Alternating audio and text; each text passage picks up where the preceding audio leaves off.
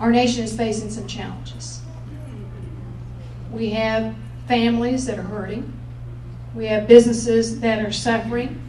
We have people that are losing their jobs, people that are concerned about paying for health care, people that are concerned about decisions being made in Washington, D.C., and how that will affect our future, our present, even our children's future. They're concerned about the massive spending in Washington. I'm very concerned about that too. In fact, I don't understand the philosophy that you can just spend your way out of financial troubles. That's never worked in my household. And I'm very concerned about our national debt, the money we owe to foreign countries. I want to talk to you about two really big issues, because we got a lot of things to talk about, and then I want to stop in it and let you talk to me about your issues real quick, which are my issues too. But one is, we're very blessed to live in Oklahoma, where we have an abundance of land and abundance of water. We haven't had some of the housing challenges that other states have had. We have had some shortfalls in our budget in Oklahoma, but we haven't made some of the massive policy mistakes that states like California has made, where they have a $26 billion deficit. So we're very fortunate to live in the state of Oklahoma. And we're very blessed to have a lot of natural resources, where there's water, where there's oil and gas, alternative forms of energy.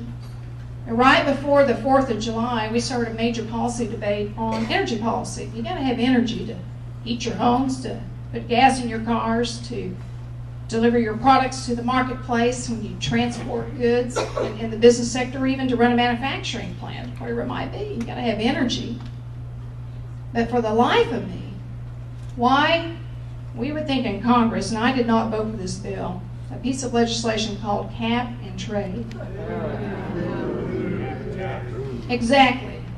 It's a cap and tax. We just need to call it like it is. It's a tax. It's an energy tax. It's a scheme to get more money into the federal budget to do whatever. That's right. And I am very concerned about the type of health care reform we've been discussing in Washington, D.C.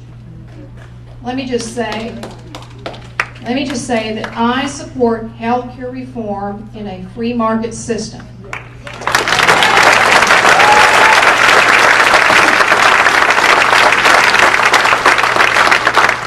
And I will not support any type of government bureaucratic takeover of your health care, of my health care, that will socialize medicine in the United States and develop a single-payer system. I will not support that.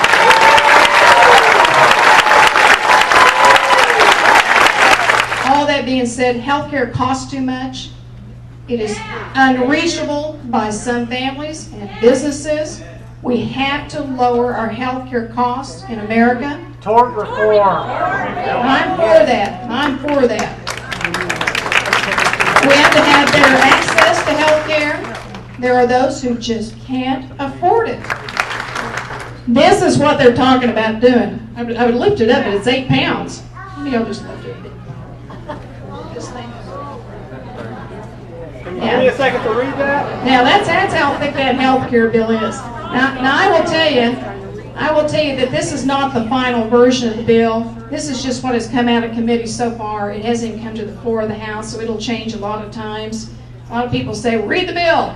I'm trying to read as much as I can of it, but I will tell you that the average American citizen, even probably an average congressperson, wouldn't be able to understand all the things in this bill, because there are sections in there that will say, like, amend section 307, subsection B, part 4, delete. Who knows what that means?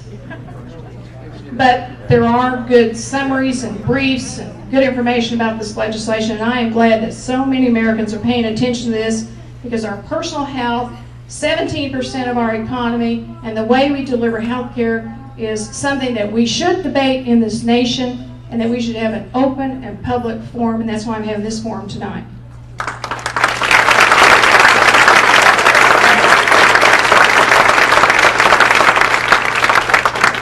So the way our current system works right now in healthcare, you're here, you go to your doctor, to get your health care delivery. He tells you what he thinks needs to be done. And then if we're fortunate enough, you may have private sector insurance. Maybe it's government insurance, Medicare or Medicaid. Could be any of those things. But you have options. You have options. You have plans there. But the current proposed system that we're talking about, and this is taken... Does everybody understand this real clear? No, I don't understand it either. This is actually a schematic done by a committee in Congress, that